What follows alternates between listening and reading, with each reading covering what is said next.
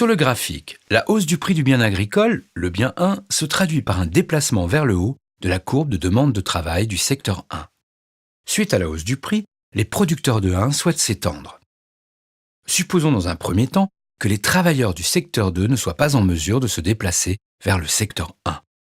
La concurrence entre les producteurs du secteur 1 pour attirer les travailleurs disponibles se traduit par une hausse de salaire jusqu'à ce que la condition d'égalisation entre salaire et productivité marginale soit à nouveau remplie, c'est-à-dire au point B.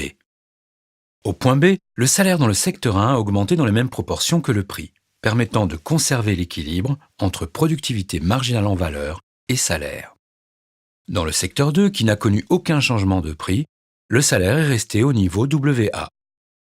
Cet écart de salaire va provoquer des mouvements de travailleurs. Incités par les écarts de salaire, des travailleurs quittent le secteur 2 pour trouver du travail dans le secteur 1. Dans le secteur 1, avec l'augmentation des embauches, la productivité marginale en valeur du travail diminue. En conséquence, le salaire diminue. Dans le secteur 2, avec la diminution du nombre de travailleurs, la productivité marginale en valeur du travail augmente. En conséquence, le salaire augmente. Les mouvements de travailleurs cessent lorsque le salaire proposé est le même dans les deux secteurs, c'est-à-dire au point E.